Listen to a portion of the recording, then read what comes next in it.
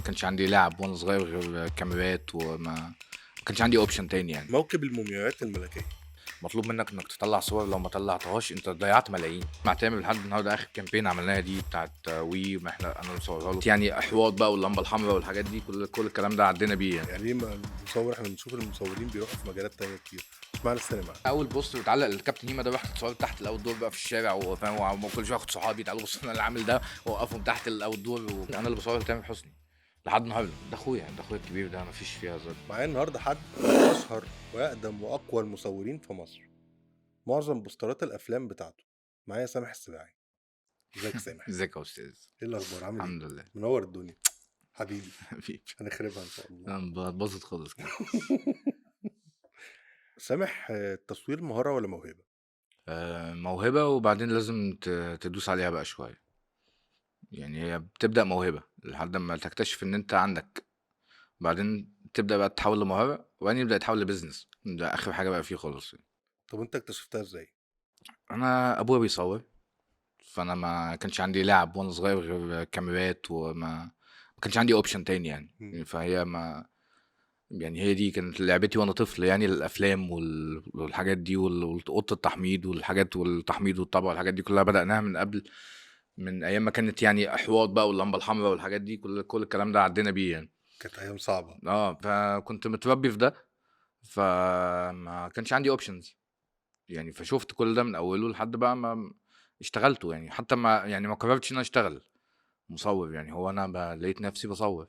ف اوكي. فمشيت بقى الحاجات كده مع بعضها لحد ما بقيت بصور. طب وليه المجال بتاع السينما؟ يعني ليه ما المصور، احنا بنشوف المصورين بيروحوا في مجالات تانية كتير، اشمعنى السينما؟ بص، هو تلات ارباعه صدف يعني. هو انا ما كنتش عارف انا عايز اعمل إيه، انا بصور وخلاص، بس مش عارف، ما كانش عندي بلان ان انا اوصل للحته اللي انا فيها دي من الاول يعني، ما خططتلهاش، بس هي مشيت معايا كده. اوكي. ف ف فظبطت يعني في الاول. انا كنت شاطر في الدراسه جدا. ف وابويا ما كانش عايزني اشتغل معاه يعني، ما كانش عايزني اصور، لان احنا كان عندنا استوديو ومعمل اللي هم اللي بتروح تصور فيهم 4 في 6 البطاقه والحاجات دي يعني، ده العادي. وهو كان شايف بقى ان الديجيتال جاي فهيبوظ الشغلانه. الكلام ده كان ايام الافلام بقى، فهيبوظ الشغلانه، فما كانش عايزني ادخل على حاجه هو مش عارف اخرها ايه، ده ابويا يعني. فانا يعني ما سمعتش كلام خالص. وبعدين انا جبت مجموع كويس في ثانويه عامه، فكان المفروض ادخل هندسه. انا كان نفسي ادخل هندسه، فقررت ان انا ما ادخلش هندسه لان كنت عايز اشتغل. فهندسه دي يعني عايزه مذاكره، فانا مش عارف اعمل الاتنين مع بعض. فما دخلتش هندسه، ودخلت تجاره، انتساب، عشان برضو ما يعني تجاره جامعه القاهره انتساب، اللي ما هو انا بروح. فضلتش في التعليم. بروح في اخر حته اللي هي ايه، ما انا مش عايز اشوف جامعه، انا مش عايز اتعلم، انا عايز اشتغل وبس. وعملت كده من ورا يعني، من ورا اهلي يعني كمان، مش وقلت لهم انا المجموع ما جابش، وانا دخلت بقى تجاره وبتاع، وزعلوا بس تمام يعني. هم دلوقتي مبسوطين الحمد لله يعني، بس في الاول كانوا زعلانين يعني.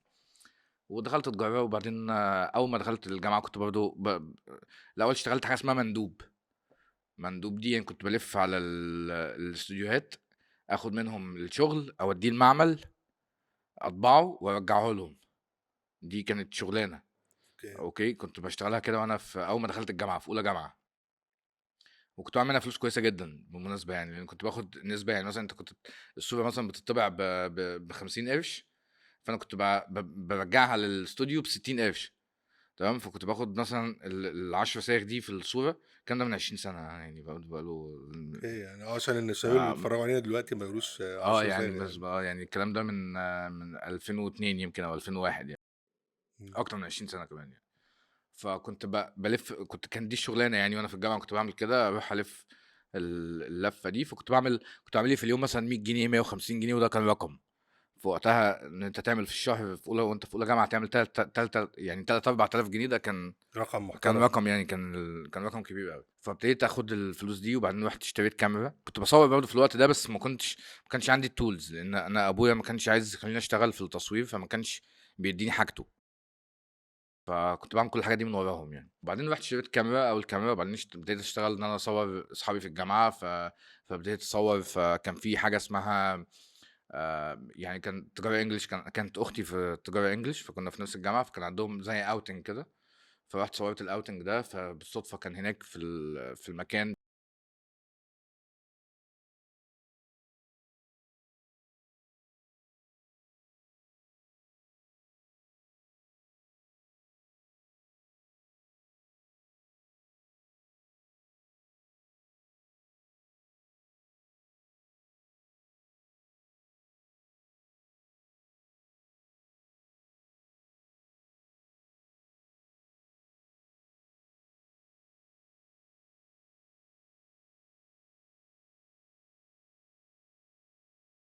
وأنا عايش بدماغي يعني ما دخلتش في الشيف الصور فاستديوس الشيف الصور فقال لهم مين اللي مصور الحاجات دي، فقالوا ده واحد اسمه سامح كده في طالب في أولى جامعة وبتاع، فقالوا طب ممكن أشوفه فرحت فقعدت معاه فقال لي ينفع تشتغل معانا؟ قلت له تمام، يعني انا ما عنديش مشكله. فبديت اشتغل معاهم وهو كان شايف بقى في حاجه مختلفه انا مش شايفها، يعني هو يعني شايف حاجه ابعد من اللي انا شايفه بكتير يعني. فاشتغلت في جورنال العين ده، قعدت فيه. في اول ما بدات كنت بعمل حاجات صغيره، بعدين فجاه بعديها بمده قليله جدا، يعني بعديها بشهر او شهر ونص بديت اعمل حاجات اكبر بكتير، فابتديت ابقى انا المصور الوحيد اللي في الجورنال، فابتديت ابقى انا الجورنال ده كان حاجه و30 صفحه، فابتديت انا بصور منهم 28 صفحه، فابتدى الموضوع يبقى ياخد شكل تاني خالص. بقيت اهم مصور فيه يعني تقريبا مع استاذ يسري واستاذ محمد فاروق، ناس كتير طبعا جدا، وكانت دي البدايه بقى اللي انا وصلت له دلوقتي. دخلت من الحتة دي عالم السينما، قابلت فنانين بدأت تصوّر معاهم، بدأت تدخل في قفشات الأفلام، إيه علاقة ده بقفشات الأفلام؟ علاقة ده بقى في شات الافلام بقى دي حاجه غريبه قوي برضه، يعني لازم انا بدات في جورنال العين ده. احنا ما كانش بقى فيه فيسبوك وانستجرام، وما كانش فيه الحاجات دي في الوقت ده يعني. الكلام ده كان 2004 2005 تقريبا، فما كانش فيه حاجه، ما كانش فيه سوشيال ميديا، ما كانش فيه ديجيتال. فكان مثلا يعني النهارده تامر حسني عنده حفله في الفالنتين في نادي الشمس، تمام؟ فلو انا ما صورتهاش مش هتنزل في الجورنال، يعني لو انا ما صورتش الحفله دي مش ما حدش هيشوفها، وما حدش يعرف ان تامر عمل حفله. فكنت واخد اهميه في الوقت ده انا مش فاهمها، أهمية مرعبة إن كل الفنانين هم اللي عايزينّي أكون موجود، عشان عايزينّي أصوّر حاجاتهم عشان تنزل في جورنال. فبس فالدخول كان غريب أوي إن أنا أدخل موضوع السينما ده، ما كانش planned برضه، يعني ما كنتش مخطط له. أنا كنت شغّال وخلاص، وعيل صغير ومبسوط وباصوّر واللي أنا باصوّره بينزل في الجورنال، والناس كلّها بتقعد ت ت ت تتبسط وأنا باتبسط وكلّه تمام، واسمي بينزل في الجورنال. ساعتها بقى ابتدى أبويا يتبسط، يعني ابتدى بقى أهلي يوافقوا أنا باعمل إيه، بقى كل شوية بقى اسمي في الجورنال وبتاع. فالموضوع كان حلو يعني. ف فابتديت بقى من حتة إن هو إن الفنانين هي المهتمة إن أنا اللي أصورهم عشان ينزلوا في الجورنال، ابتديت أبقى مصاحبهم كلّهم، فعرفتهم كلّهم وبقوا كلّهم صحابي وتمام. علاقتك بتامر حسني، أنا سمعت إن هو اللي دخّلك الحتة دي. ده حقيقي. أهو أنا تامر في الأول خالص كنا زمان برضه كان هو لسه بادئ، يعني كان لسه طالع، فكنت أنا باصور له كل الحفلات برضه، بس مش عن طريقه، يعني عن طريق عين. يعني ما كانش هو اللي يعني ما كانش هو اللي بيديني الorders يعني إن أنا أصور أو حاجة، كنت باصور عن طريق الجورنال. فهو برضه كان شايف فيّا حتّة إن أنا كنت برضه مختلف شوية يعني، وأنا حتى وأنا باصور الحفلة كنت مختلف، يعني كان عندي sense تاني كده في التصوير يعني.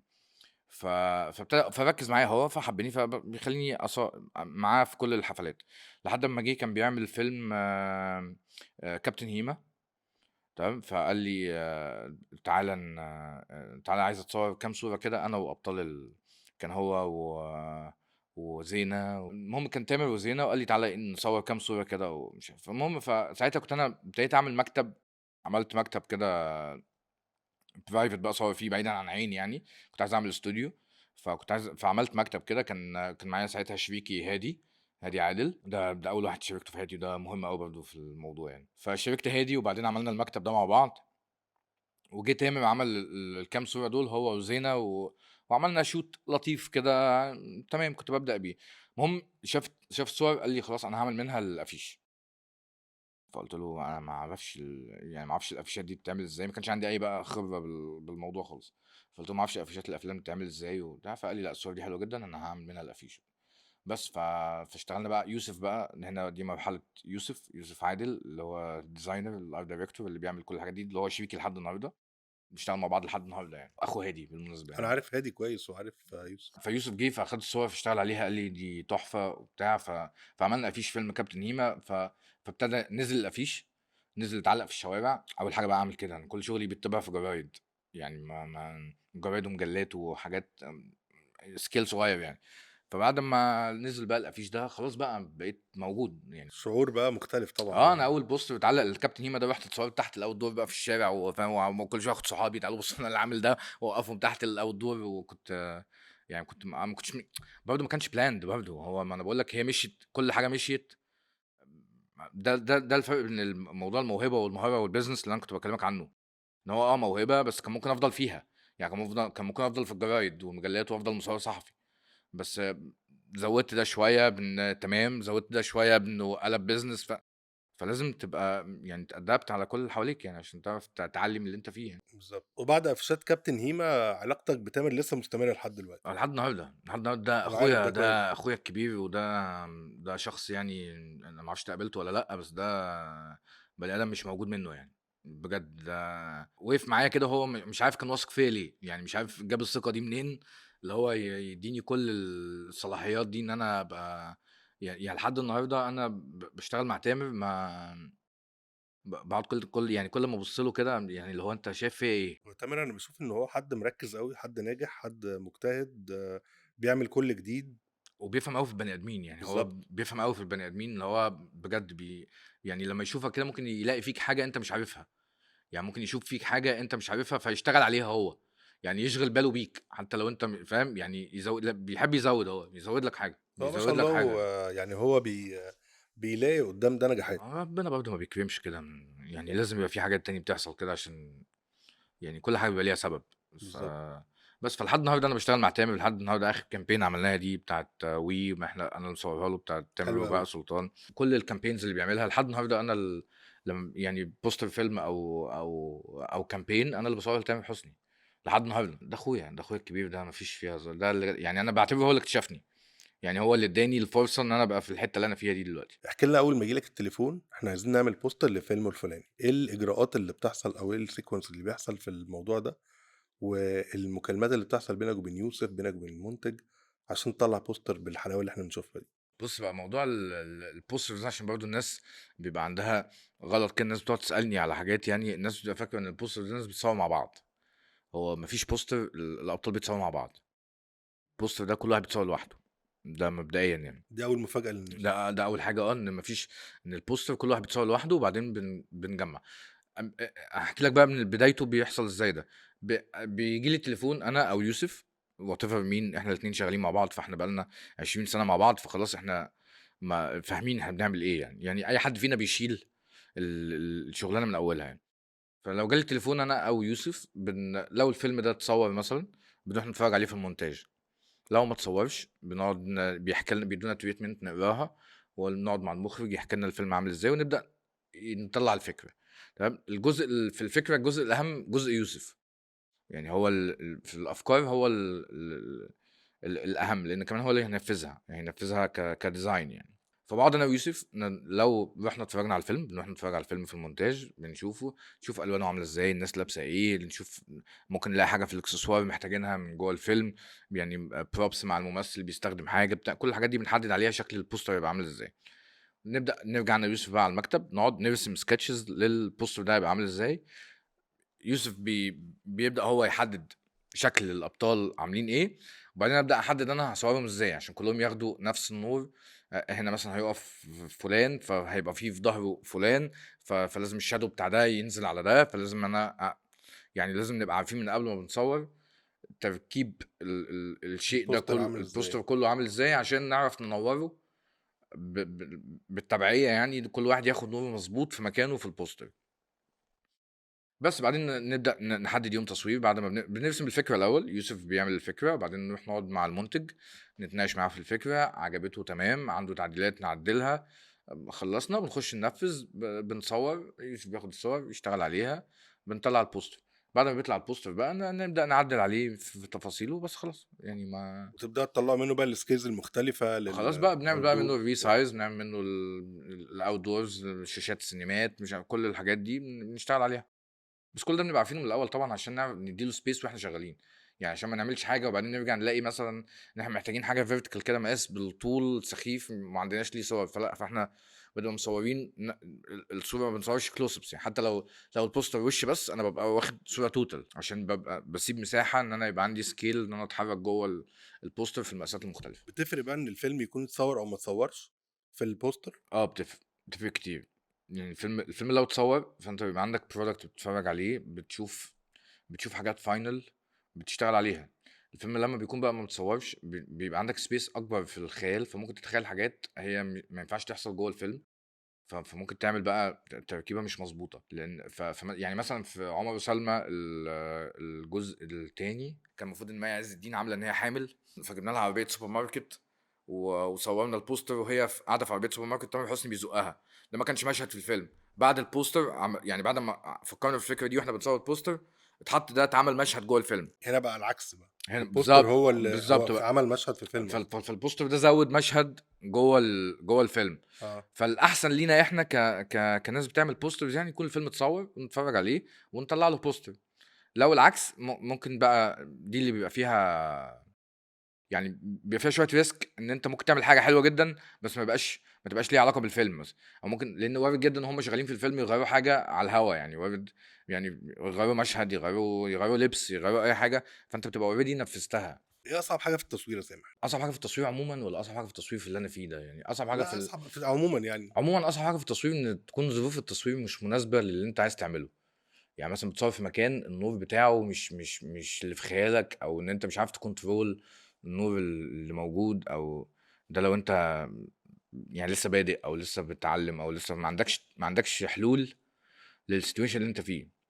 ف بس طبعا بعد وقت بقى وبعد يعني شويه خبره كده خلاص ما بقاش عندك حاجه صعبه، لان انت بتبقى بتشوف الحاجه بتبقى عارف هتعمل فيها ايه من اولها يعني. طب في التصوير في الظروف بتاعتك انت؟ في الظروف بتاعتي دي بيبقى اصعب حاجه فيها مش ملهاش علاقه بالتصوير.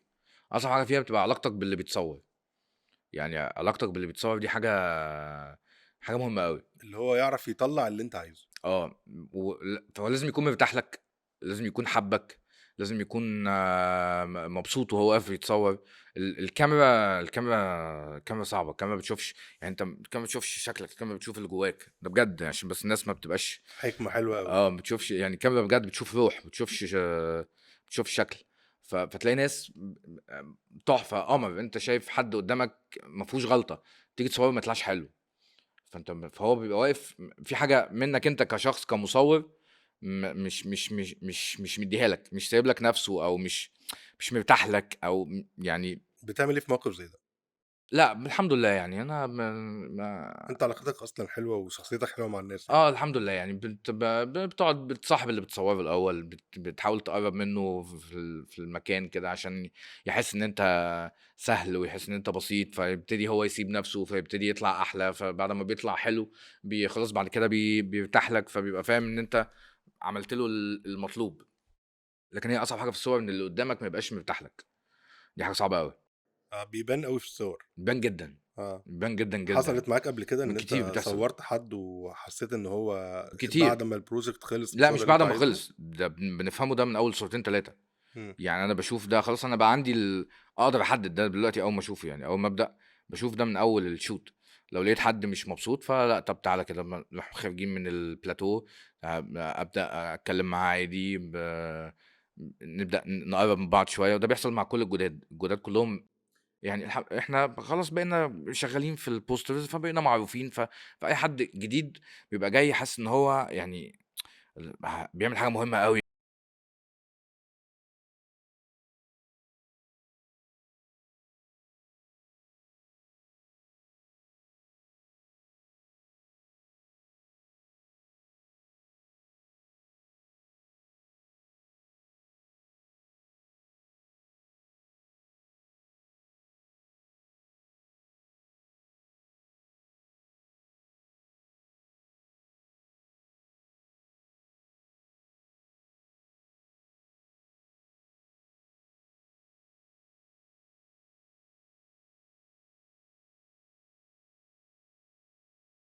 تاني النهارده احنا عندنا 300، انا ويوسف.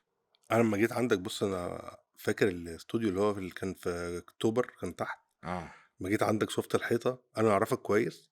لما جيت شفت الحيطه اتخضيت. اه. يعني انت برضو في الحته دي، في يعني ما شاء الله عليك، يعني عامل شغل كتير وعامل بوسترات كتير وزمن. بس انت شويه في الماركتنج بتاع اليومين دول، في الحته بتاعت ان انا بقى ابين كل ده ورا بعض ومش عارف ايه. ممكن يكون مش كل الناس كانوا عارفين لحد من فتره قريبه يعني. يا عم جيت انا بقول لك عارفك كويس، لما جيت شفت الحيطه قلت ده انت سامح ليه عامل كده وما يعني وانا ما اعرفش. انا ما فاهم. بحبش، يعني بحس ان شوي قوي، حركه شوي قوي. انا عامل حاجات كتير قوي مهمه وحاجات لطيفه وبتاع. بس يعني بس مش عايز اركز في الموضوع ده، عشان يفضل عندي الباشن للشغل، ويفضل عندي كل بروجكت بدخله بحس ان ده اول حاجه بعملها، فافضل مركز لها. فمش عايز استرس على فكره ان انا ب... عامل كل ده. مش هيفيدني، هيضرني. بُص يعني مش عارف، يعني هي وجهة نظر، بس أنا من ناحيتي أنا باشوف إن هو ده ممكن يبقى motivation بالنسبة لك، إن أنا مثلًا واصل ل300 لأ نخلّيهم 400، واصل 400 خلّيهم 1000. ما هو ده حاصل طيب، ما أنا واصل ل300 فأنا مكمّل واصل ل400 عشان ما فيش حاجة موقّفاني، ما فيش حاجة موقّفاني، أنت كمُنتج النهارده أو كشخص عايز تتصوّر، والله تعالَ هنكلّم سامح السباعي، لكن لو أنا في حتّة إن أنا أحسن واحد وأنا أهم واحد وأنا عامل، وعامل، وعامل، وعامل، ممكن ييجي لك حتّة كده اللي هو بلاش نكلّمه، ده هيبقى غالي، ده هيبقى إمم. فدي هتعطّل مش هتزوّد. وبعدين أنا بدأت برضه قبل الdigital أوي يعني ما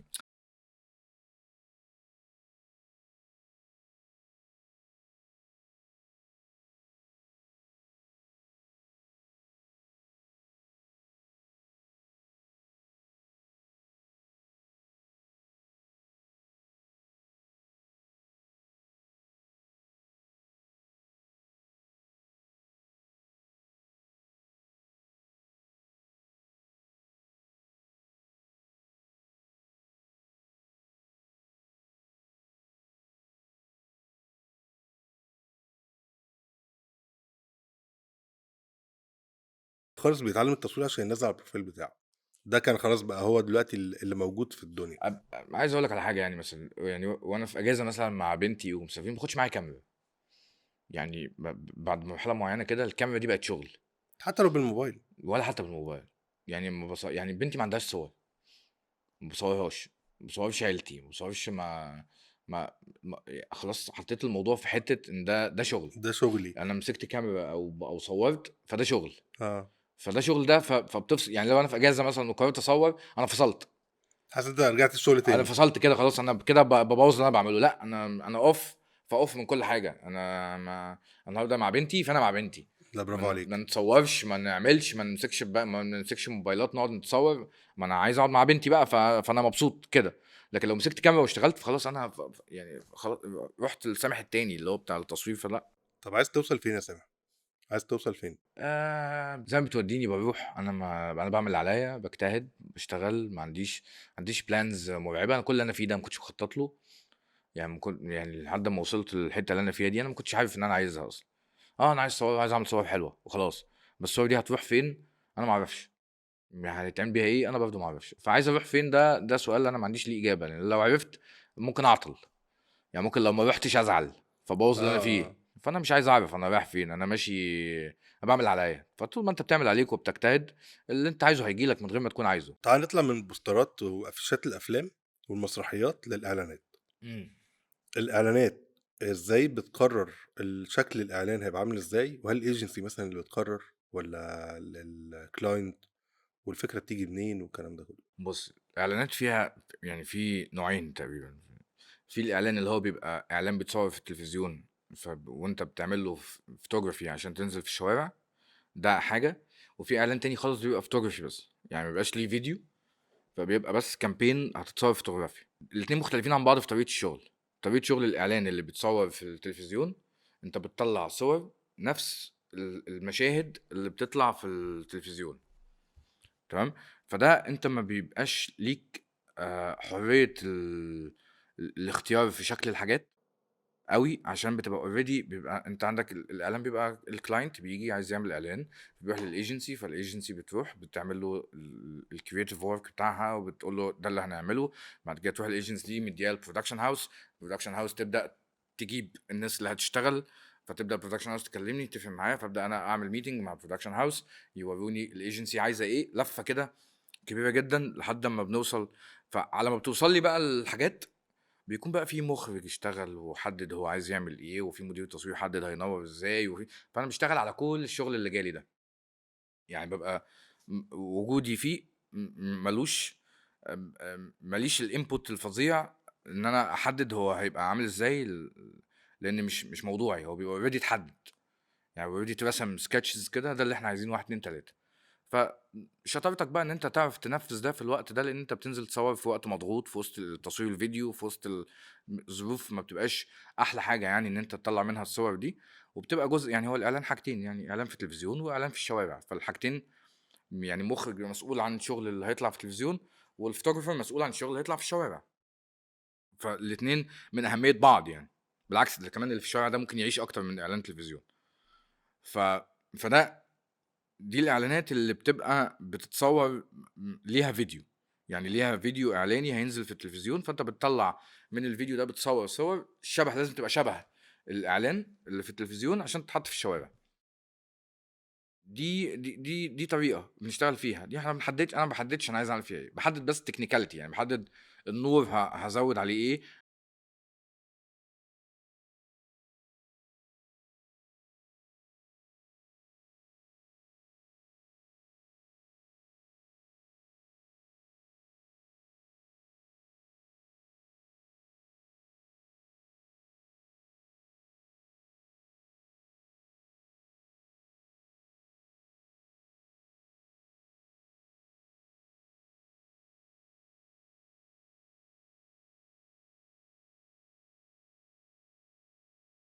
فممكن يبقى راسم حاجة من خياله، أنت صعبة جدًا، فلازم تبقى عندك experience طويلة أوي بكل الحاجات أو يبقى لازم يبقى عندك حتّة إن أنت تتحط في الsituation تعرف تطلّع منّه اللي هو عايزه مهما كانت الظروف اللي حواليك. يعني ما يعني بنصوّر مثلًا تامر حسني على المركب هو وبهاء سلطان، إحنا في شمس بتبوظ مننا، في مركب بتتحرك، في ظروف كلّها ضدي، الناس كلّها الdivers واقفين، الناس لابسة life jackets عشان ما حدش يقع من على يعني في ظروف كلّها مكلكعة جدًا، وفي الآخر أنت مطلوب منّك تطلّع صورة بشكل معيّن. وطلعت حلوة. وبتطلع حلوة تمام، الحمد لله يعني، ما هو ده برضه ما هو ده من شطارة الphotographer يعني إن هو يعرف ينفّذ المطلوب في الوقت المطلوب ويسلّمه، ده part مكلكع جدًا، ما بابقاش أنا اللي محدد، فأنا باروح على حاجة مطلوبة منّي، فلازم أعملها زي ما هي مطلوبة، فلازم يبقى يعني صعبة جدًا، دي أصعب حاجة في الموضوع إن أنت تشتغل على دماغ حد تاني هو اللي عايز ده، فأنت المضطر تعمل له اللي هو عايزه، وهو ما لوش دعوة بظروفك، ما لوش دعوة بالنور ده جاي معاك مش جاي معاك، ما لوش دعوة. فأنت بقى هي دي الكركبة. لمّا بيكون بقى shoot العكس، shoot هو أصلًا من الأول خالص إعلان معمول planned إن هي الناس دي مش عايزة فيديو، الناس دي عايزة فوتوغرافيا، الناس دي عايزة صور تنزل بيها في الشوارع، تنزل بيها إعلانات جرايد، تنزل بيها تنزل بيها digital، الناس دي عايزة صور، فأنت بقى المرحلة دي بقى أنت بتقعد بقى تcreate وتحدد، لإن أنت بتبقى أنت اللي بتحدد الموضوع من بدايته، فبترسم الحاجات، فلمّا ييجي حد يقول حاجة مش منطقية، فلأ تقول له ده مش منطقي، ده مش هنعرف نعمله، ده هنعرف نعمله، فده بيبقى أسهل بكتير إن أنت تعمل shoot photography، أسهل وأريح كمان. موكب المومياوات الملكية خد منك تحضير جامد، وأنا عارف إن أنت كنت الوحيد.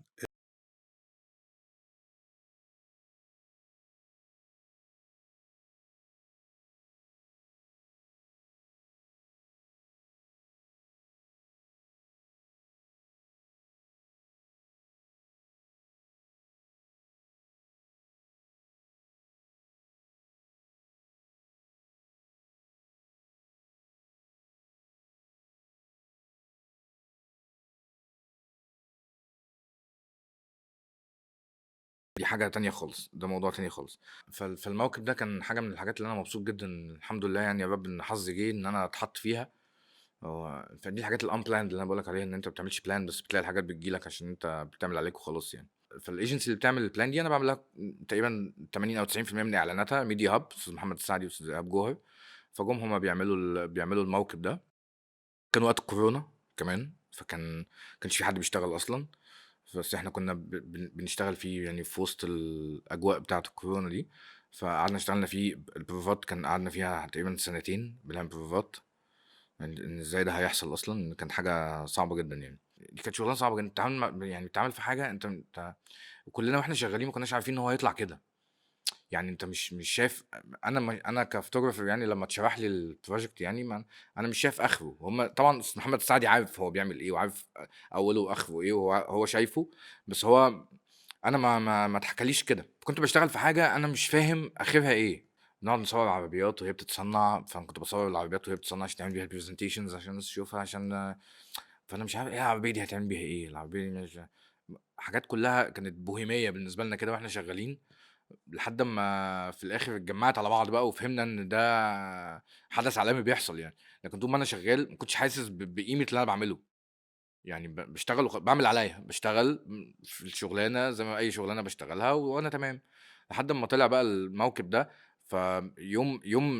اليوم اللي اتحدد إن إحنا الموكب ده هيحصل فيه، أنا كنت واقف يعني ما مش عارفين نعمل إيه، إحنا ما يعني كلّنا اللي كنا شغّالين إحنا كنا ناس كتير أوي يعني.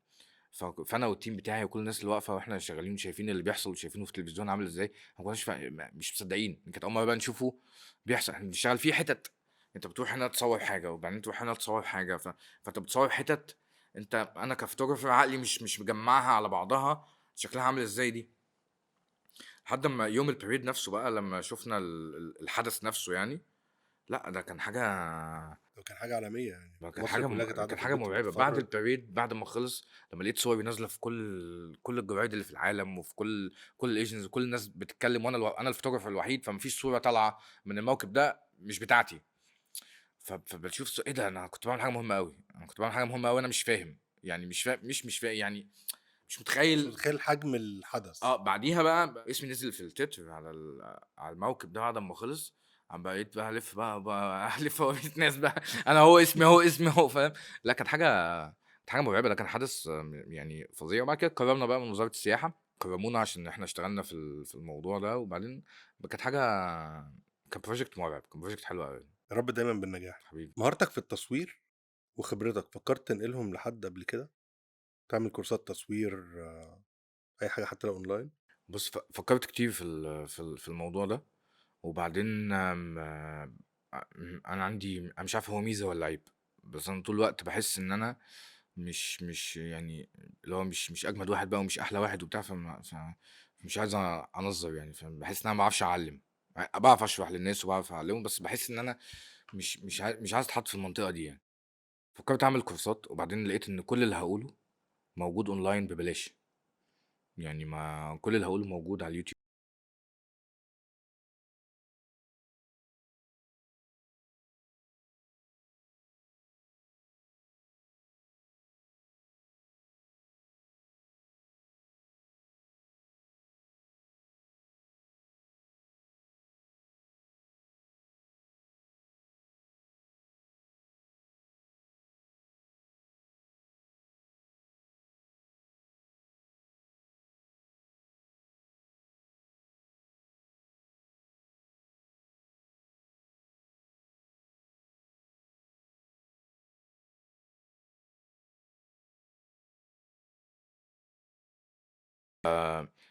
فهعلمك بس مش هوديك عندي يعني، مش هوديك في المنطقه اللي انا فيها، مش هعلمها لك.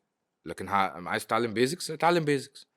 لكن عشان تشتغل شغلي لازم تفضل معايا طول الوقت وتفضل تشوف كل شغلانه بظروفها بتفاصيلها فده مش عارف يعني، مش عارف يعني هعرف اعلمه ولا لا. ففكرت في الفكره وبعدين وعملت المكان وعملت كل حاجه وطلعت الكورس. بعد ما طلعت الكونتنت اللي هشرحه لقيت ان طب ما هو ده موجود ببلاش. فحسيت انه بيزنس مش بتاعي يعني، حسيت ان هو مش عايزه، ما ارتحتش، مم. فما عملتوش. طب تنصح ايه طيب بالشباب الصغير اللي عايز يدخل مجال التصوير؟ بص دخول مجال التصوير هو اسهل حاجه دلوقتي يعني. زمان كان صعب، زمان كان صعب جدا ان انت تتعرف وتتشاف، وما كانش فيه سوشيال ميديا، ما كانش فيه الحاجات دي، فكان صعب جدا. لكن دلوقتي الموضوع سهل قوي. انت دلوقتي اي واحد بيصور اي واحد صاحبه وينزله على الانستجرام وبتاع ويقعد يقول انا فوتوجرافر، ما حدش بيراجع وراه. هو فوتوجرافر وخلاص وبيصور وموجود وشغال. الناس كلها بتعمل كده. بس هما دلوقتي في مشكله كبيره قوي. الناس دلوقتي بقت مستعجله قوي، مستعجله يعني. ما حدش عايز، ما حدش يعني. يعني في ناس كتير بتكلمني طبعا وبتبعت لي عشان ينزلوا يتمرنوا معايا او يتدربوا معايا او انا ما بقولش لا لحد يعني. فتعال عايز تتمرن تعال. فينزل مثلا معايا اللوكيشن، فينزل الاعلان، فلاقي ان احنا مثلا قاعدين 16 ساعه بنصور. فهو ما لا انا ما هو مش مؤهل ان هو يقعد 16 ساعه يدور على حلول لمشاكل بتحصل ملهاش علاقه بالتصوير. يعني ملهاش علاقه بان انت واقف بتصور. فما بيعرفش يتعامل في البتاع فيمشي. ف يروح بقى يشتغل دلوقتي. هو الويدنج هو كل الناس عايزه تصور ويدنج عشان هو اسهل وكلاينت اسهل. خلاص عايز عايز مبسوطين فبيتبسطوا بقى يصور حلوه ليهم. لكن انت لما بتتعامل بقى في الاعلانات او في الافلام انت ما بتتعاملش مع ناس عاديه، بتتعامل مع سليبرتيز، بتتعامل مع ايجنسيز، بتتعامل مع برودكشن هاوسز، بتتعامل مع ناس فاهمه كويس. انت ما عندكش اوبشن انك تغلط، ده مش اوبشن. ف فعايز تخش مجال التصوير ده، اول حاجه طبعا لازم يكون عندك الموهبه اللي هي بتيجي من الاول. وبعدين لازم تدرس، تذاكر كويس قوي. انت تبقى فاهم تولز الحاجات دي عشان تعرف توظفها وتعرف تتحرك جواها. وبعد كده انت بقى وطريقه تفكيرك وطريقه شغلك هتعرف تشتغل ازاي. الموضوع مش سهل. يعني الناس اللي بره المجال هو فاكر إن اللي بيصوّر ده هو جايب الكاميرا وبيدوس وخلاص. ما هي دي من اشهر كلمه يا عم، انت بتعمل إيه؟ انت بتدوس على الزرار، تعالى انت آه. دوس واعمل اللي انا بعمله. يعني ما انا بدوس على الزرار، ما تعالى. بيشوفش كل التفاصيل اللي لا بتبقى قبل ده وبعد ده والstress اللي بيحصل في اليوم، إن اليوم لو عدّى منّك لا يعني التفاصيل هتبقى كارثة يعني. التفاصيل مرعبة. انت الموضوع مش سهل خالص. انت عندك، انت بتنزل اللوكيشن مثلا عشان تعمل اعلان، انت عندك برودكشن بملايين شغال، مطلوب منك انك تطلع صور، لو ما طلعتهاش انت ضيعت ملايين. يعني انت عليك مسؤولية بجد ملايين في ان انت واقف لازم تطلع برودكت، فانت لو ما طلعتوش انت في ملايين ضاعت. ده ستريس مرعب عليك بالضبط. كشخص، ان انت مسؤول عن، انا مسؤول عن بيل بوردز دلوقتي، انا مسؤول عن اعلانات، مسؤول عن صور تتحط في الشوارع.